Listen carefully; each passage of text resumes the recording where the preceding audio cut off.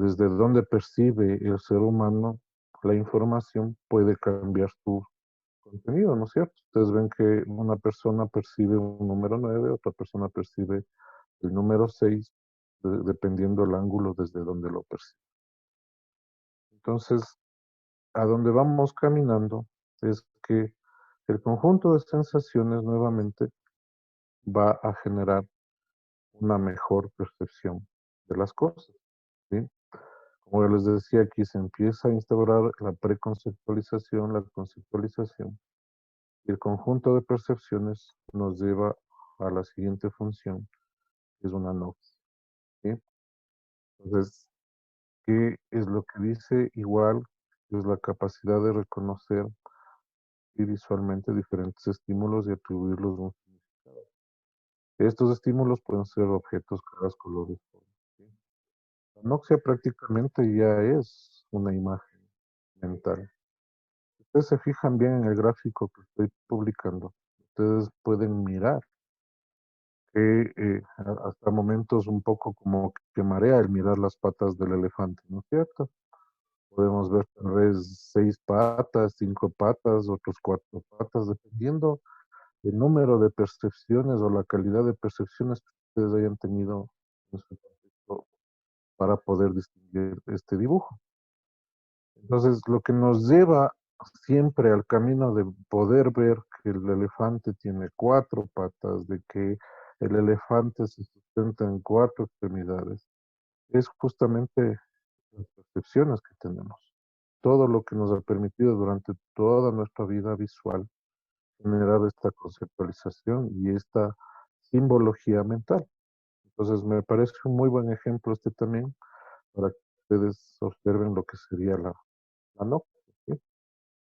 Entonces, continúo. Toda la comunidad nóxica, todo lo que se nos viene impregnando en nuestro sistema nervioso, en nuestras funciones cognitivas, nos van llevando al camino de la ejecución, ¿sí? Y es lo que llamamos las prácticas, ¿sí? Entonces, a veces, como tengo una mayoría, tengo entendido de que la mayoría de ustedes son educadores, maestros, son docentes, tal vez terapistas, psicólogos, padres de familia también, y diferentes compañeros de la rama educativa o terapéutica. Mm. A veces el concepto de praxis siempre nos han dicho que es el poder hacer algo en base a una orden. Ese ha sido el concepto que siempre nos han vendido, digámoslo así. Pero es un concepto demasiado inespecífico, porque no es el hecho de que diga, oiga, deme la mano, levántese, siéntese. No, la praxis se refleja así en esa acción, pero para hacer esa acción necesitamos todo el camino anterior que habíamos visto.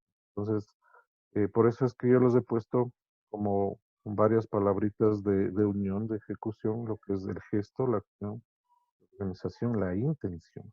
¿Sí? Entonces, ahí estamos reflejando una práctica.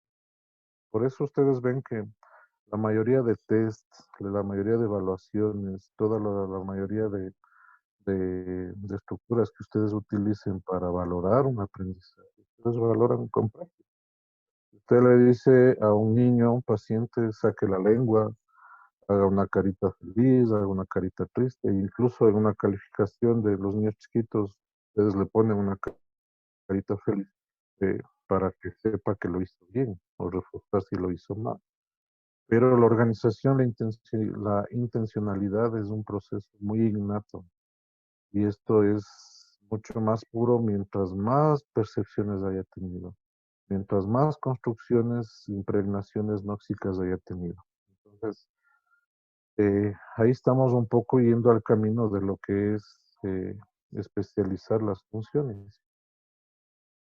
Y entramos un poquito más a lo que vamos a detallar ahora con el preámbulo que he hecho de lo que es la percepción visual. He conseguido, o mejor dicho, he puesto dos enunciados sin rebuscar mucho, para que hay conceptos de lo que sería una percepción visual hermoso, pero están llenos de palabras que no nos dejan entender la esencia de lo que estamos hablando. Entonces, aquí he puesto que la percepción visual es la interpretación y discriminación de los estímulos externos relacionados con el conocimiento previo y el estado emocional del individuo, ¿no es cierto? En la percepción visual tiene gran importancia para la caracterización que hace del objeto, ¿no es cierto? La relación espacial, los objetos que le rodean, figura, tamaño, colores, formas, preformas, lo que ustedes puedan distinguir, contraste, figura fondo, figura escondida. Miren que nuestra percepción visual muchas veces llega al punto en que uno lee un gesto visualmente y ya está, en cierta manera, percibiendo una emoción o un malestar de un familiar, de uno mismo. Entonces dice, ¿qué pasa? No, no le siento bien, no le veo bien. Y es porque tenemos un sinnúmero de informaciones que nos permiten justamente crear, relacionar un conocimiento previo. Entonces, vamos a ir voy a hacer un proceso un poquito al revés, ¿no? Vamos a ver. Por ejemplo, esto es un proceso de aprendizaje. Si es que estamos hablando del canal, cualquiera que este sea visual, sea auditivo, sea sensitivo, sea táctil, ¿sí? Sea gustativo, o sea, necesita un proceso eh, de esta naturaleza, un sinnúmero de engranajes mentales, cognitivos, externos, de experiencias, vivencias, ¿sí? Y etcétera. Lo que ustedes, como en su mayoría y todos lo que hacemos todo el tiempo, de la vivencia a la experiencia, o sea, primerito que es un proceso individual, es un proceso consciente. Hay relación directa con el contexto y el entorno social, ¿sí? Son mecanismos cognitivos y todo esto es una recepción de toda la información. Les pongo un ejemplo un poquito, hago un pequeño break aquí, porque si no receptamos la información, el mecanismo cognitivo es incompleto. Si es que no hay un buen entorno social, no existe un buen contexto social, también van quedando herramientas incompletas. Y el proceso siempre tiene que tener un sistema de control. Alguien me preguntaba hace unos 20 minutos antes de conectarme con ustedes que si va a servir esta charla para poder atender a un paciente con un retardo mental severo, profundo, leve, moderado.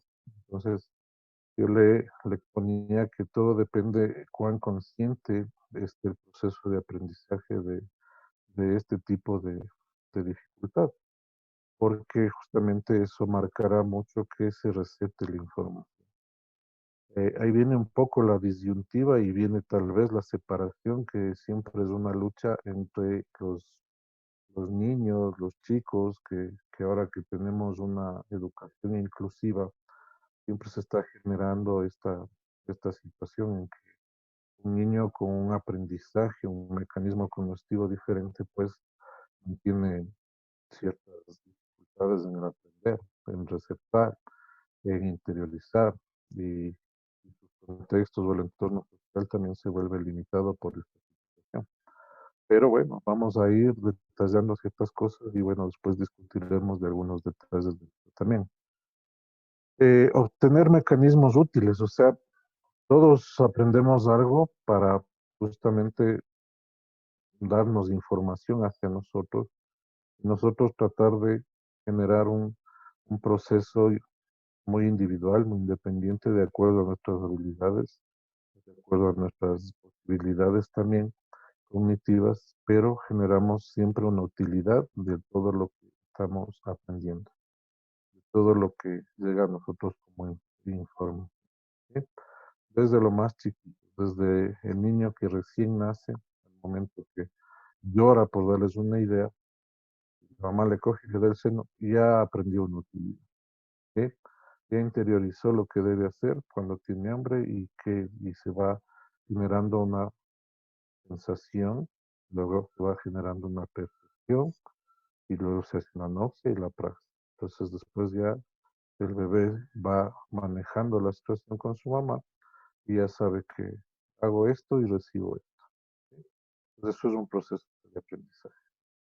Satisfacer las necesidades, obviamente, todo lo que se interioriza, todo lo que aprendes para satisfacer una necesidad. El caminar, el mirar, el si veo, entiendo, aprendo a leer, aprendo a, a manejar un computador, aprendo a hacer una escultura, aprendo a dibujar, etcétera, etcétera, en el caso de la percepción. Y culminando todo esto, este camino nuevamente vuelvo a topar el término en una frase, que se acuerdan que les decía que se valora energía. ¿Sí? Continúo.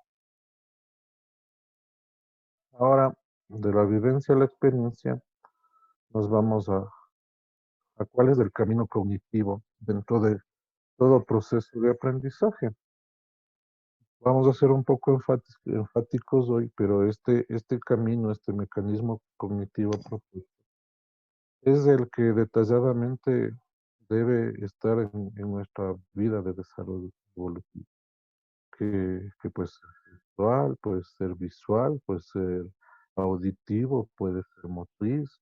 En este caso, nuevamente, nos vamos un poquito a la percepción visual. Entonces, ¿cuál es el camino? O sea, el primer eje es lo concreto, ¿no? Estamos en lo concreto, realmente todo lo que es real. Eso quiere decir real, tangible, observable, manipulable. ¿Sí? Eso es concreto. ¿Sí? Entonces, ¿qué es justamente un niño o una persona que necesita, como decir, palpar la situación? Si es un niño y en este caso estamos haciendo algo concreto, obviamente será él mismo, primera cosa. Cuando hablamos de yo, es él. Yo persona es él. ¿Sí? Eso es quiere decir concreto, lo real. Digamos que tenemos un módulo de aprendizaje en lo concreto y en la planificación está los animalitos. Antes de que tratemos de que lo reconozcan en foto, el proceso primordial es que ya esté interiorizado en concreto. Es decir, ya vieron un gato, tienen un perro, ya vieron una vaca. Por eso todos estos archivos técnicos que ustedes como docentes manejan mucho más que cualquiera que nosotros, es la pedagogía de la experiencia, la vivencia. Entonces, ustedes ven que el viaje a la granja con el niño chiquitito sirve muchísimo. Más no al revés, el viaje a la granja con el niño ya en, no sé decirles, en noveno grado, décimo nivel, o sea, es mucho más directo hacia lo que es percibir lo que vamos a unir con el contexto. Por eso el contexto educativo tiene que estar adaptado a la edad. Eh, Se usaban, bueno, tengo entendido que se siguen usando la pedagogía de los rincones todavía, o por lo menos eso se planteó hace muchos años, pero la intencionalidad era esta, que el niño tenga ciertas, mejor dicho, ciertos contactos con lo concreto, todo lo concreto. ¿Sí? Entonces, por lo general, obviamente, en un centro infantil, en una escuela, no va a tener una granja. Entonces, se pasa a lo que es lo otro, que son las miniaturas, los juguetes, lo más parecido a lo real. O sea, mientras una miniatura, un muñeco, digámoslo así, es mucho más parecido a lo real dentro de esta etapa, es decir, de 0 a 3 años, el concepto es mucho más habitual al sistema de desarrollo evolutivo. ¿Sí? Entonces, ustedes ven que hay muñequitos de una vaca, pero ya son medios como caricatura. Pero pueden tener ustedes un muñequito de una vaca, pero muy perfecto, que prácticamente es casi real la imagen. Entonces, eh, eso genera en que el niño interiorice un relámpago de contenido. ¿Sí? Digamos que en este caso, bueno, yo les voy dando unos ejemplos que antes de pasar a la siguiente filmina, voy a ir haciendo un ejemplo al revés, como les dije, ustedes se van a dar cuenta. Estela Sansa nos envía una pregunta. Los niños deberían aprender a través de lo que ven directamente. ¿No se les debe presentar modelos prediseñados? ¿Cómo afecta esta situación a su aprendizaje? A ver, la cuestión es que eh, necesita siempre una referencia real primerito. Como vuelvo y repito, siempre tiene que haber una referencia real.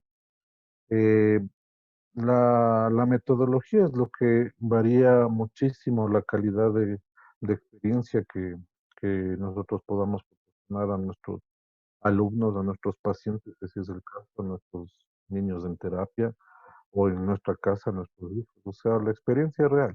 Y como les digo, no vamos a tener una granja en la casa, pero necesitamos generar siempre que tenga ese contacto. Si no es un muñeco, pues será una foto.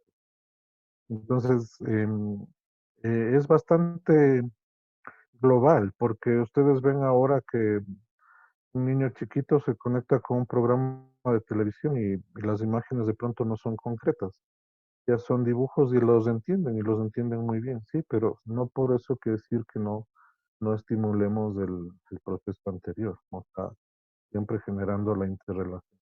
Y obviamente, digamos que, miren que ya nos vamos como codificando solamente a que van a ser los animales domésticos. Y de los salvajes, unos 6 animales, por darles una idea. Y total existe un sinnúmero mucho más grande de- de estímulos y que de pronto se puede informar. Entonces ahí viene la metodología mucho más que si en la pregunta se menciona de algo de predisposición, es generar más bien ambientes, generar actividades, generar experiencias, generar vivencias y ahí se va concretando todo lo que es este tipo de aprendizaje. El propio cuerpo es la otra etapa del mecanismo cognitivo. Si está en relación al propio cuerpo, el pictograma entra en esto ya. ¿Qué quiere decir un pictograma? Digamos, vamos a hacer un ejemplo de la mano, que ya vamos a ir viendo después. La mano en el propio cuerpo, si en lo concreto está, sería nuestra mano. Eso es lo que. Entonces, ustedes lo hacen con canciones, que saco la manito, que la hago bailar, que la cierro, la abro, ¿no es cierto? Pero están usando el elemento concreto. Y si en el propio cuerpo igual se reconoce, pues ya está un segundo paso. Y ustedes pueden decir, dame la mano, Juanito, dame la mano. Y Juanito le da la mano, ya entendió, ya reconoce. Entonces, ahí se va codificando. Les voy a hacer un ejemplo porque vamos a ir llegando a esto mucho más antes. Y les voy a pedir que miren esa imagen. ¿Sí? Entonces, esa imagen nos dice algo que habitualmente no sabemos que sabemos que tal vez es una escritura china, ¿no es cierto? Tal vez de Taiwán, tal vez una escritura de algo del Oriente Lejano, ¿no es cierto? Pero si alguien sabe qué dice ahí, pues por favor me comunica ahí. Y ahí estamos haciendo una gran fiesta. Entonces, mire, ahí que tenemos algo. Y ustedes van a ver que vamos a llegar a eso, pero como no tenemos una experiencia previa, entonces no tenemos un aprendizaje de todo este proceso para llegar a ese símbolo. No sabemos, no sabemos. Simple y llanamente sabemos que es algo chino porque vemos escrito en la pared del chifa, ¿sí? Y ahora nos hemos familiarizado con lo que estamos viviendo, con todo lo chino, lo oriental, ¿no es cierto? Entonces, pero no sabemos, yo no sé qué dice ahí, ¿sí? Yo no sé qué será eso, no sé si será la imagen, será la representación artística de algo. Entonces, a eso vamos. Vamos a regresar a lo que íbamos mencionando. Miren, entonces, estamos aquí ya en el paso un poco de lo que estábamos hablando hace un momento. Tenemos lo concreto, concreto, ¿no es cierto? Tenemos aquí la mano en concreto hacia el propio cuerpo, entonces reconocemos la mano en el propio cuerpo y tenemos ya una imagen bastante real, pero ya es un 3D de la mano, ¿sí? Tenemos otra imagen real, pero es un 2D. Si alguien no me entiende qué es hablar de un 3D, un 2D, bueno, le explico. 3D, tercera dimensión, que es tener profundidad, tener todo lo que es proyectiva. 2D, es decir, se pierde una característica, pero sigue siendo lo más real. Puede perder profundidad, puede perder sobre relieve, pero sigue siendo muy real. Tenemos pictograma con color, que ya es el dibujo de esa mano, pero el color le da un toquecito más de información cognitiva que es el color piel, tal vez una mano más morena que la otra, uñas. El pictograma sin color, pero sigue manteniendo detalles. Y ya nos vamos un poco más a una caricatura de la mano, que ya es un dibujo un poco más libre, si ustedes quieren, sin tanto detalle, hasta llegar a una mano de un tipo simbólico también, o presimbólico. ¿Sí? Pero miren, ese es el proceso mental también que nos hace llegar a esta situación. Entonces, visualmente, ¿qué percibimos? Percibimos que la base concreta ha sido modificada, pero no deja de darnos la imagen semántica de lo que queremos mantener. Ninguna de estas 8 imágenes ha dejado de ser mano, ¿no es cierto? Y hemos hecho un proceso cognitivo ya de 4, 8 imágenes, en donde vamos viendo todos los detalles, similitudes, pero no dejan de ser. Entonces vuelvo a repetir, concreto, el primer paso, segundo paso hacia el propio cuerpo, lo que viene el pictograma 3D, pictograma color, pictograma blanco y negro y un dibujo de la mano. ¿Sí? El siguiente paso al mecanismo cognitivo es el cuerpo. ¿Sí? Entonces, vamos a ver el ejemplo.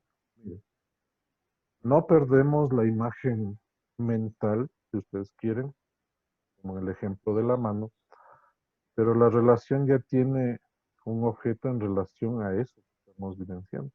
En este caso, ya estamos con el guante, ya estamos con la pelota, y las dos confluyen en donde, en la mano. Entonces, esa es la relación. Por hacerles otra relación visual, si quisiéramos a un niño enseñarle dónde está arriba, dónde está abajo, ¿no es cierto? Todos los maestros, profesores que han hecho. Arriba tenemos la cabeza, abajo tenemos los pies, ¿no es cierto? Hacemos esa relación semántica en el propio cuerpo del niño. Digamos que la relación ahora vamos a hacer arriba y abajo, cuerpo, objeto. Entonces vamos a decirle, Pepito o Juanito, súbete encima de la silla.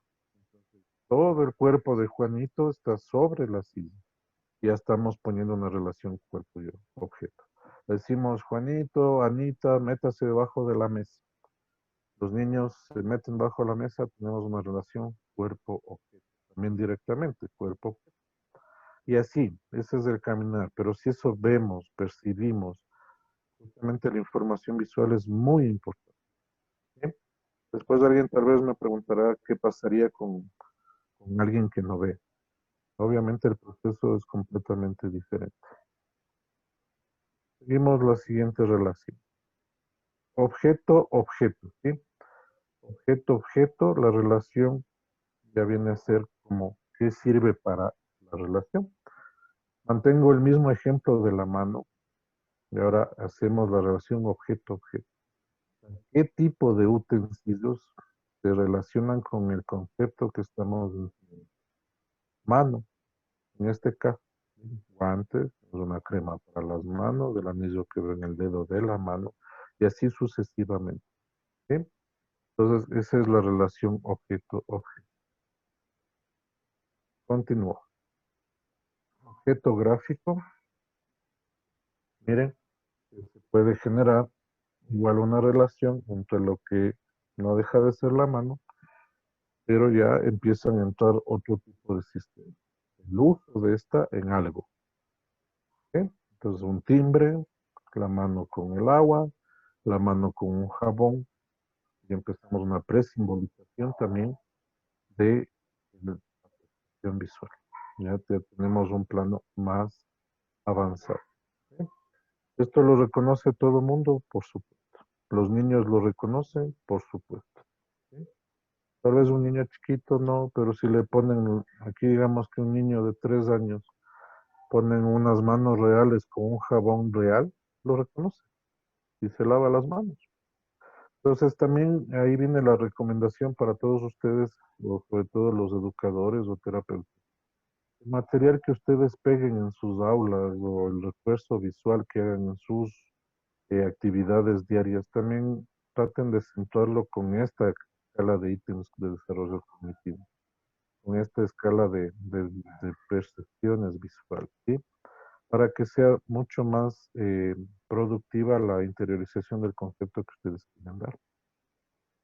Ahí viene también un poco, también hay un poco de interrelación no muy bien sustentada en los libros que nos dan para ejercer los niveles de educación inicial, donde de pronto se usa mm, pictogramas que todavía no están de acuerdo a la edad.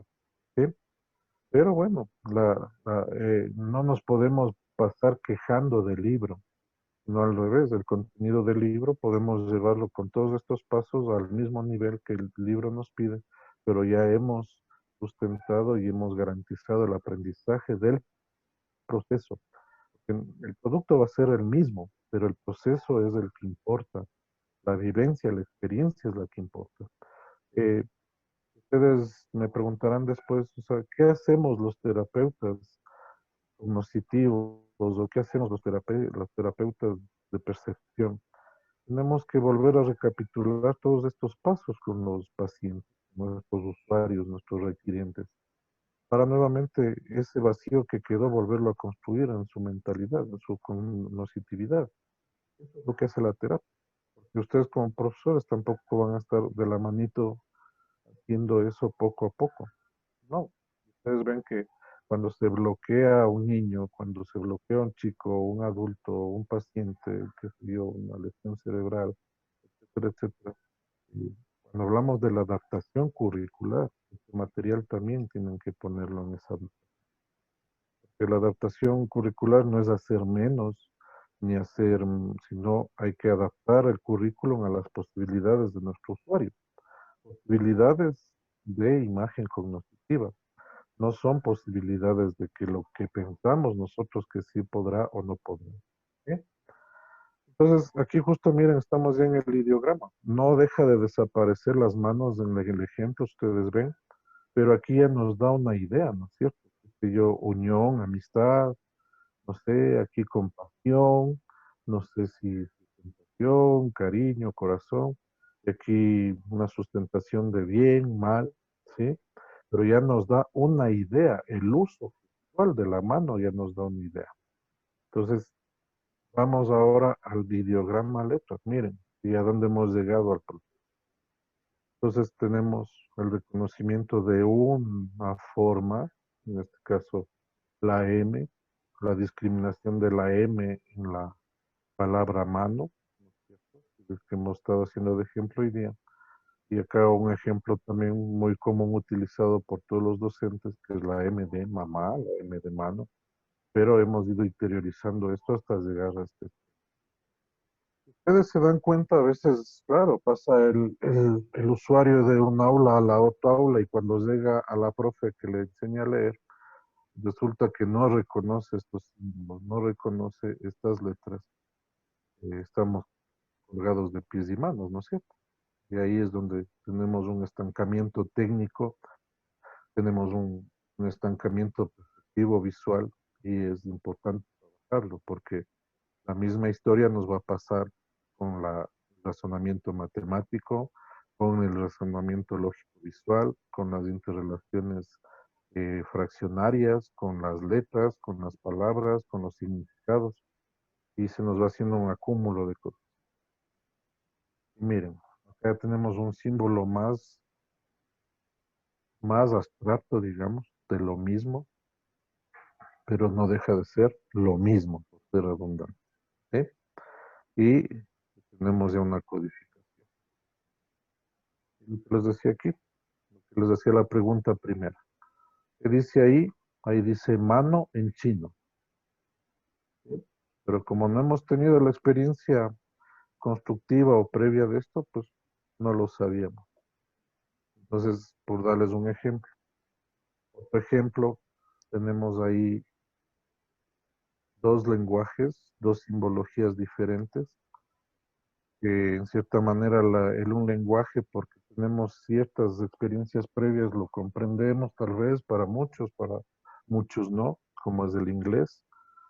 No tiene nada que ver mano con en el inglés, porque no es con la M de mamá, sea, es otro tipo de simbología y es otro tipo de interrelación. Igual en lo chino, miren, es una simbología diferente. Entonces, para entender eso, tendríamos que tener otro camino perceptivo visual completamente asociativo a cada símbolo de este lenguaje ahorita, del inglés, o sea, el chino. Entonces, ahí nos da un poco la interrelación de lo que estamos conversando y viendo. Perea dice, ¿cómo proporcionar el aprendizaje de los niños con discapacidad visual congénita? Bueno, entiendo que estamos hablando de un niño prácticamente ciego, ¿no? Según entiendo la pregunta, o con un grave deterioro de la percepción, digamos, ¿no? Percepción, no, sensación. Obviamente el camino pasa a la compensación por medio de otro tipo de percepciones que ahorita nos dedicamos a la visual, pero como ustedes saben, tenemos la percepción táctil, la percepción auditiva y todo lo que es las percepciones a nivel de todo el resto de órganos de los sentidos que nos quedan. Y ahí viene el cómo es el camino de ir haciendo una asociación acústica néstica en este caso, que es escuchar un poco la palabra y relacionarlo con el significado de lo que él sienta.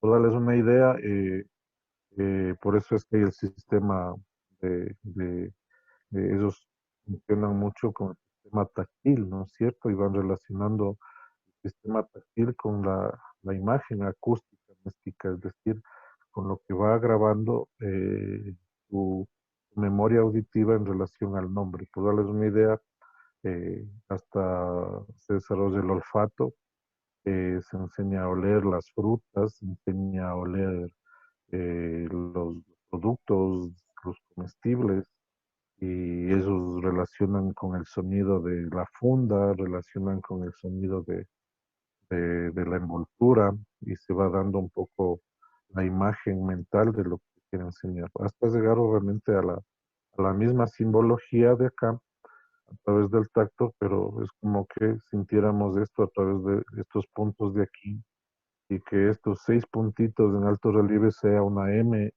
en todo lo que es dígito aprendido. Esta estructura de cómo realizamos nuestro proceso cognitivo es muy claro, pero en el caso de niños con autismo o Asperger, lo realizan de una forma muy diferente. En ese caso, como educadora, ¿cómo ayudo a desarrollar en los niños una estructura más clara de su pensamiento? Es la pregunta de Jennifer. Ya, ok, Jennifer, y para todos igual. La propuesta siempre desde este punto de vista, desde este proceso, es simbolizar todo lo que se más se pueda. Eh, He tenido la experiencia de trabajar con niños de autismo, de Asperger, muy severos, muy comprometida su capacidad de respuesta, su capacidad de contacto físico, capacidad de contacto visual. Entonces, el proceso prácticamente es tratar de que el niño siempre nos dé una referencia. Nosotros siempre estamos esperando una referencia para poder decir que la comunicación ha sido funcional. Es decir, Si yo le digo hola y él me dice hola, es, sí me respondió. O estímulo, respuesta. Siempre estamos buscando esto, pero en este tipo de problemas, de patologías, habitualmente la respuesta no es así.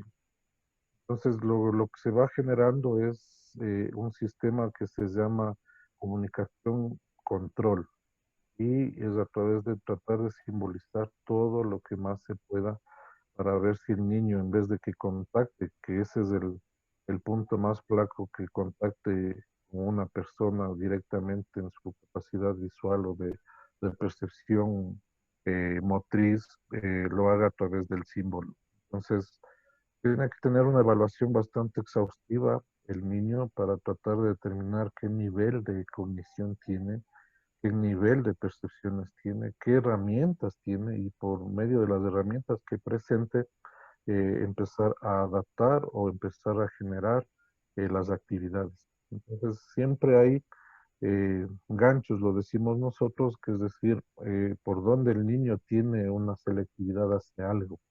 Y eso es importante simbolizarlo, para ir poniendo como actividades a seguir hasta tratar de obtener una respuesta y tal vez hacer una rutina, por lo menos. La idea es tratar de obtener acceso a este tipo de discapacidad, accesos a algo de información, de que se relacionen con el medio a través de aunque sea de un símbolo, porque esa es la propuesta de este tipo de problemas. ¿Cómo logramos esta estructura en los niños con déficit de atención? ¿Nos podría dar algunos ejercicios para trabajar con ellos? Igual de Jennifer.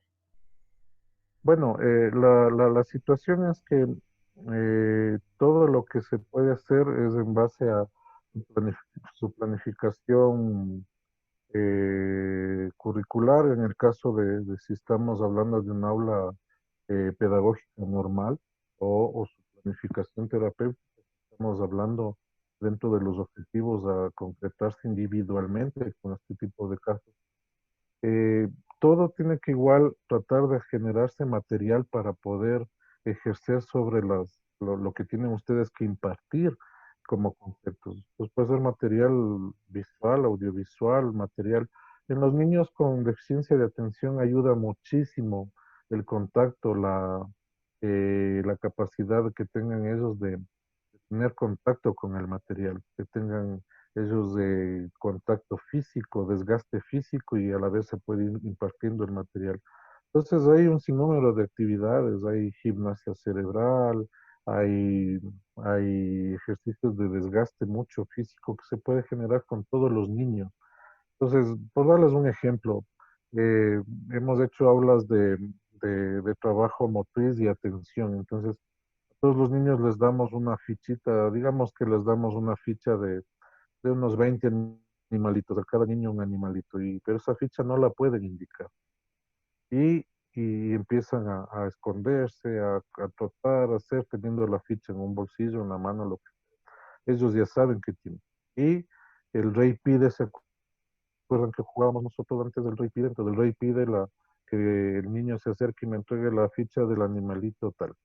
Entonces empezamos a cuadrar ciertos niveles de respuestas con el niño y a la vez ejercemos dos tipos de situaciones, un desgaste físico, una hiperdinamia que genere él también un precepto de atención y también hay que ir como coordinando con la capacidad de reconocimiento, de visualización, de escucha, de contacto con la mirada del docente hacia el instructivo o el instruido y siempre tratar de ir ganando este tipo de mucho contacto físico, mucha interacción con el material, por eso hay que tener material bastante variado, que obviamente se lo puede hacer, porque habitualmente no es que tengamos grandes posibilidades técnicas a la mano como materiales de un gran origen terapéutico, y es un material que cuesta también.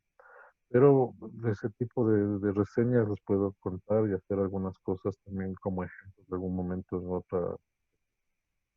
Mm. Y en el caso de una persona daltónica, ¿cómo se recomendaría trabajar? Pregunta Adriana Berresueta. A ver, la cuestión es que tenemos que tratar de interrelacionar el contenido de lo que genera ya el concepto de lo que es una luz con una amenaza, un tipo de color con una amenaza, con una prioridad eh, de peligro o un razonamiento de cuidado. Entonces, claro, podemos tener un sistema de, de focalización que puede ser completamente en blanco y negro. El daltonismo tiene mucho que ver con un deterioro neurofisiológico de la receptividad ocular y eso no permite tener información con colores y todo. Entonces, lo que se hace son terapias de postura. Postura es decir, de acuerdo a los objetos y de acuerdo a las necesidades de cada niño o cada adulto en este caso. En el caso de los semáforos, se les enseña, por darles una idea, de que cada color tiene una postura, es decir, el verde, el peligro, cuando vea que se prende arriba, es que es rojo, verde, en la mitad es el amarillo y abajo igual rojo, verde, y se les va indicando cómo está la alternativa del peligro según la postura del color o donde se prende el foco, ¿no? Y así, o sea, toca cambiar ya el rojo de un pare, que son señaléticas de tránsito, pues tendrán que cambiar simplemente a ser blanco y negro y a reconocer que la figura de, del pare, así esté en blanco y negro, pero tiene una X, es un peligro. Y así más o menos haciendo la referencia acá como en la figura del ideograma. La compensación es tratar de cambiar justamente qué expresa el gráfico, es decir, que puede expresar la misma idea sin necesidad de estar codificado por color. Para saber si el estudiante tiene aprendizaje visual, ¿cuáles serían las características? A ver, la cuestión es el reconocimiento. Los pasos evaluativos es que reconozca lo que se está evaluando dentro de otros objetos o tenga similitudes o reconozca las similitudes dentro del mismo concepto. Eh, Puede ser, les voy a dar un ejemplo. Digamos que tenemos un niño con un trastorno cerebral moderado que de pronto reconozca la mano hasta este nivel, hasta el nivel 4 que es casi real, pero ya le ponemos este de acá, ya no sabe que es una mano. Entonces ese es el desarrollo perceptivo cognitivo también, mental, porque la imagen no le da. Tal vez estos símbolos ya no reconoce. Entonces, ¿qué tenemos que hacer? Retroceder el nivel hacia lo concreto, hacia la relación del cuerpo con el objeto y saber hasta dónde reconozca más o menos. Por eso es que les decía que en las adaptaciones curriculares hay que estar muy bien evaluado el nivel de percepción visual que ahí nos va a dar una referencia. Por eso es que ustedes van a tener este problema. El niño que no ha tenido todos los pasos anteriores, al rato que llega a esto, y quiere que se reconozca esto de memoria, está caminando en la cuerda floja. Y ahí viene ya o una falsa dislexia o una dislexia real, pero por una inmadurez perceptiva visual. Y para ustedes como docentes, que creo que son la mayoría, eh, para ustedes esto es un dolor de cabeza. Entonces, el niño no lee, no interioriza. Entonces, además de esto, al lado de la M se quiere que interiorice una O y encima que lea mame, mimo, mu, cuando ni tan siquiera estos procesos los reconoce, estamos en un problema perceptivo visual. Por eso en las conclusiones les he puesto una escala de referencia que quiero leerles después de compartir las preguntas con más. Si dice si es que la percepción visual sirve para todos los estilos de aprendizaje. Es parte es parte es parte esencial porque es nuestra vía de referencia, es nuestra vía de ingreso, como todos los órganos de los sentidos, son nuestras herramientas de poder generar percepciones y noxias y por ende se refleja en la praxia, lo que les hablé al comienzo, ¿no? Un adulto no tiene todas este tipo de mecanismos, experiencias. Obviamente la praxia va a estar incompleta o no va a ser posible una praxia, o va a haber una noxia incompleta. Entonces, miren, un niño con con deficiencia visual muy fuerte, va a ser muy difícil que se dé cuenta perceptiva, ¿no? Una deficiencia perceptiva. Eh, por eso ustedes ven que un test psicológico le dice al chico o al muchacho o a la niña, lo que sea, le dice, dime, Anita, ¿cuántas patas tiene el elefante? Y digamos que tiene 7 años, pero a una edad mental de 2 años, tal vez menos, tal vez un poco. Y tal vez la niña cuenta, le dice, te veo una, dos, tres, tiene seis patas. ¿Sí? Y así, ustedes ven las evaluaciones cognitivas, pues valoran mucha percepción visual, valoran mucha percepción auditiva, percepción motriz, percepción cognitiva. Entonces, este es un poco el punto de partida que tenemos que tener siempre, que todas las herramientas que estamos hablando son parte de. Ahora yo he focalizado esto como un tema de reflexión de lo que es lo visual, la cadena de conocimiento. Pero si esta misma escala lo hacemos a la percepción auditiva, existen la misma relación semántica, ¿sí? Y esta misma escala le ponemos en la percepción motriz, tiene la misma semántica, ¿sí? Porque el movimiento igual, si le digo al niño, a ver, niño, vas a subir la pierna, obviamente va a haber un gráfico en donde un niño esté subiendo su pierna. El niño entiende eso, lo puede hacer conceptualmente, lo puede generar y genera la práctica. Entonces, como les decíamos, es un gesto, es la organización, es la acción con una intención, ¿sí? Por eso es que mientras más limitaciones cognitivas, perceptivas tengamos, menos calidad de praxia tenemos. Esto es un hecho. Entonces, también hay que ser realistas en que en este caso que estamos hablando de la integración inclusiva o en la educación inclusiva, los chicos que están con sus dificultades o sus habilidades diferentes tienen sus límites. O sea, no podemos pintarlos una imagen real de que, o mejor dicho, tenemos que darles la realidad también, porque ellos tienen sus límites. Y a eso hay que enfocar siempre con sus habilidades y sus deficiencias, el nivel que puedas llegar a ser. ¿Sí? Y obviamente, mientras menos habilidades funcionales tenga, más problema práctico vamos a tener. Muy buenas noches con todos, de Katy Ayauca. Muchas gracias por la explicación, está interesante las temáticas. Mi pregunta es, ¿usted nos podría ayudar con alguna prueba de percepción visual o test para identificar estilos de aprendizaje? Esa es la una. La siguiente, para que le podamos hacer en contexto, dice, ¿cómo trabajamos si existe problemas de adaptación y posee una discapacidad intelectual, que en algo ya explico también? Y un niño que tiene discapacidad, ¿qué estrategia se puede utilizar? Porque un día reconoce las sílabas y al otro se olvida. Ya, bueno, en el contexto voy a tratar de responder las tres preguntas. ¿Sí? Vuelvo a enfatizar que tenemos que simbolizar todo, absolutamente todo. Un niño tiene discapacidad y se olvidó al otro día al reconocer, pues eso tiene que estar siempre en su cuaderno pegado el refuerzo visual, el refuerzo perceptivo visual.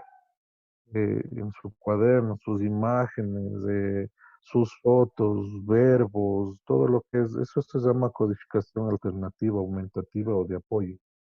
Y siempre estar con la referencia porque vamos a estar interactuando todo el tiempo con ese tipo de símbolos, todo el tiempo. Entonces, lo que está mal conceptualizado en la generalidad de nosotros, mientras no se haya o no se haya identificado este proceso, es que nosotros escuchamos símbolo y pensamos que es algo abstracto. Y símbolo es todo. Una foto es un símbolo. Pero como les di en la tabla de referencia, una foto es un símbolo. El primero que tenemos acá es un símbolo, pero concreto. ¿Sí? Y un símbolo un poco más abstracto es la imagen 8, donde estoy yo indicando ahorita. Entonces, los procesos de adaptación de una persona también dependen en qué contexto lo estén teniendo y que se adapte al sistema primeramente psicosocial va a ayudar muchísimo para que puedan tener una interrelación pedagógica después. Es súper difícil que alguien que psicosocialmente no se adapte pueda centrarse en una actividad pedagógica. Entonces, no se puede generar. No se puede generar. Por eso, todos necesitamos de hábitos. Todos, absolutamente todos tenemos hábitos. Hábitos para el aseo, hábitos para educar, hábitos para educarnos, hábitos para jugar. Todos somos una especie, o la especie humana es de hábito. Entonces, tenemos que crear el hábito. Esto no es algo como un material que es inventado, es un material que está dispuesto para todo el mundo, de que ustedes identifiquen lo que quieren simbolizar. En el aula ayuda mucho, por eso en los niños ayuda mucho que en su colgante donde cuelgan el delantal o donde guardan su lonchera esté su foto, por ejemplo, en los niños chiquitos. Entonces va el Juanito, donde está la foto, pone Juanito. Y así, o sea, cosas de ese estilo. Los test de percepción visual también ayudan a establecer, sí existen muchos test para valorar estos niveles, sí existen. Son pruebas sumamente técnicas y se pueden eh, generar a nivel de adaptaciones hacia nuestro medio, porque obviamente son pruebas adaptadas en el medio generalmente europeo. Entonces, lo que generalmente nosotros hemos hecho es adaptarlas a nuestro medio real, porque obviamente valoran ahí estructuras visuales que tienen relación con el medio en donde se desenvuelvan los chicos. Y lo que tenemos que hacer es escala. Todo puede hacerse una prueba, desarrollarse una prueba con esta escala. Entonces, y si queremos ver en qué nivel de percepción está, hagan un ejemplo, pongan algo en la escala concreta, o algo parte de la escala, después las relaciones que les digo hasta el símbolo y ver qué niveles reconocen ustedes ahí, o mejor dicho, el niño que ustedes están queriendo evaluar, saber hasta qué nivel está más o menos reconociendo. Y obviamente esto tiene edades.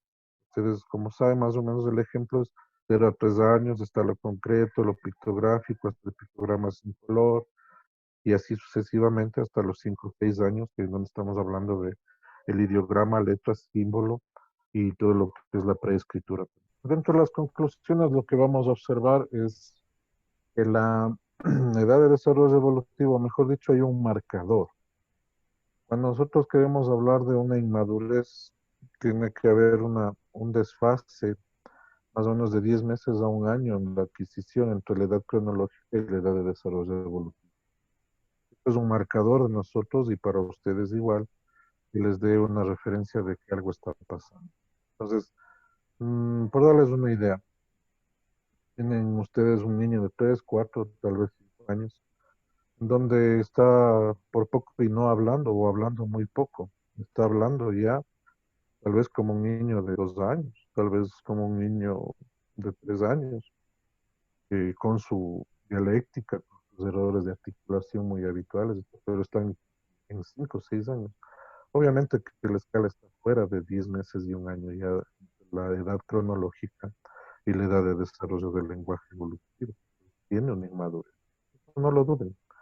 La perspectiva visual igual, si no les reconoce ideogramas, si no les logra leer, no les logra reconocer un pictograma, no les logra reconocer, qué sé yo, una miniatura, estamos en problemas. Entonces no es que, es que no fue estimulado, no es que el niño es mimado, esas son las justificaciones que buscamos, incluso nosotros mismos como padres para justificar una falencia o una inmadurez. Porque claro, la palabra inmadurez después se vuelve patología.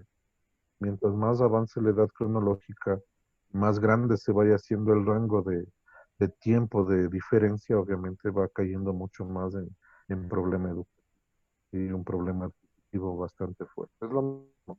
El niño tiene que caminar al año de edad, año y medio tal vez, lo sé un poquito porque ha sido mimado y la abuelita Concepción le mima mucho al nieto. Entonces, no le deja caminar y pasa cargada todo el tiempo. Resulta que ya tiene 3 años y no camina, estamos en problemas. Entonces, no hay justificaciones. Ustedes ven que ahora el proceso eh, de aprendizaje y la inserción del niño en el sistema educativo es mucho más temprano que antes y mucho más avanzado que, ¿sí? Entonces, en eso no tienen que dudar. Tienen que, más bien, ustedes son nuestros elementos de detección de estos procesos, de estos problemas y ustedes tienen que saber rápidamente comunicarles. La terapia no es curativa, la terapia no es curativa, no es resolutiva, la terapia es un complemento que puede llevar a apoyar que se organice el sistema cognitivo y madure progresivamente en el tiempo, de acuerdo a la capacidad de cada usuario como nos permita, ¿sí? Pero eso también hay que siempre estar claro que no es curativo, no es que el niño entra a terapia y va a salir al 100% de su edad evolutiva, no funciona eso. En todo caso que sea un problema simple y llanamente de falta de... La construcción de una simbología involucra todas las posibilidades cognitivas basadas en la experiencia, la vivencia, el contacto, el juego, la interacción, el dinamismo, la innovación permanente pedagógica, interrelacional y contextual. Aquí es como decirles, el escenario es suyo. Ustedes tienen la capacidad de generar grandes escenarios, escenarios aburridos, escenarios antitécnicos, escenarios con mucha vivencia, escenarios con pobre vivencia. Es una herramienta que la tienen ustedes. Y nosotros como padres también, nosotros como terapeutas también.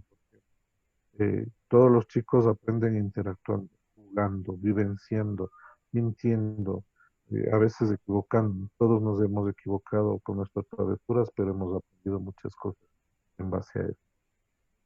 Y lo último, el desarrollo de la percepción visual, auditiva, táctil, es la suma de todo.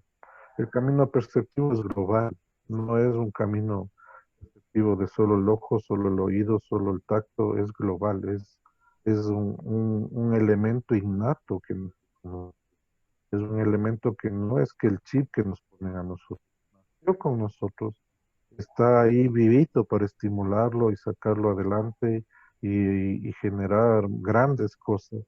Y obviamente hay casos, patologías, dificultades en el camino que tampoco podemos hacer mucho, pero que se haga algo también es importante. Entonces, eso es un poco el mundo de la interrelación clínica terapéutica, el mundo de la interrelación clínica pedagógica y psicológica también, ¿sí?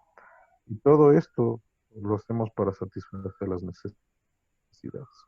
Eso sería como un diagrama de 3 grandes conclusiones, por favor, ¿sí? Nosotros somos un centro terapéutico de diagnóstico integral, en donde más o menos les he puesto 7 áreas en donde se trabaja aquí en el norte de Quito, en todo lo que podemos atender, todo lo que generamos dentro de lo que es la valoración clínico-terapéutica, la valoración de otorrinolaringología dentro de lo que es procedimientos, porque existe un número de dificultades, un número de necesidades también. Eh, Nosotros manejamos una terapéutica europea, manejamos una metodología multidisciplinaria, tratamos de generar siempre un trabajo en equipo porque es importante el dinamismo que podamos dar acerca de la necesidad que presentan nuestros usuarios, en este caso nuestros pacientes. Todo lo que son dificultades de la deglución, también valoramos aquí, valoramos trastornos neurológicos, todo lo que es el pre, el post, terapia, terapia y valoraciones de lesión cerebral, dificultades de lenguaje en los niños, trabajamos mucho con niños no verbales, no sordos en este caso, porque son otro tipo de metodologías y instituciones que tienen directamente contacto con ellos. sino justamente como surgieron preguntas de, tenemos niños discapacitados que no hablan, pero sí se comunican, pero la comunicación resulta que es de acuerdo a lo que interpreten los usuarios y no lo que el muchacho puede dar. Entonces nosotros hacemos todo lo que es terapias de tableros de comunicación, creación de software y tablets con comunicación alternativa, con los símbolos que ustedes acaban de ver. Hay programas de símbolos que se van instaurando de acuerdo al nivel de desarrollo perceptivo visual que tengan los pacientes. Según eso se va haciendo una codificación de tableros, se va haciendo para que el niño pueda decirles en símbolos, hola, yo me llamo Pepito y quiero comer, y tiene un tablero solo de comida y en la comida él escoge lo que quiere comer y así, etcétera, etcétera. Lo importante es la comunicación. Por eso hablábamos creo que era Jennifer que estaba interesada en todo esto. Es importante codificar, es importante codificar para tener herramientas de podernos comunicar, interactuar. ¿Sí? Hacemos terapias funcionales respiratorias por capacidades y pérdida de capacidades físicas y miofuncionales, terapia vestibular, todo lo que tiene que ver con el vértigo, el mareo de origen de oído y diagnóstico especializado en esto. Y a cargo del área psicoterapéutica y de psicopedagogía está la doctora Jessica Solís, que es mi esposa. Ella está a cargo de todo esto y con el acompañamiento de la terapia familiar y los trastornos de la somos un equipo de trabajo. Estamos a las órdenes. Creo que con Patti e Ilan, que somos grandes amigos, nos hemos comprendido bastante bien y posiblemente vamos a seguir haciendo otras charlas en este mes para seguir justamente dando alternativas, ideas, generar un poquito el apoyo que ustedes necesitan y cosas específicas, sobre todo a nivel de los compañeros de aquí, de Quito y de provincia especialmente, que deseen, escríbanos, no duden en escribir sus dudas, de pronto sus necesidades para tratar de armar algo en relación a eso y poder siempre estar creciendo en esto. Nuestra intención siempre es querer compartir nuestros conocimientos. Bueno, muchas gracias la atención, gracias la invitación y sigamos con el compromiso de quédate en casa. Seguimos cuidándonos, por favor, y seguimos manteniendo este contacto mientras seguir arriba, avanzando y educándonos y compartiendo las experiencias, pues estamos en buen camino. Una muy buena, bendecida semana para todos. Nos vemos el próximo martes. Gracias a todos.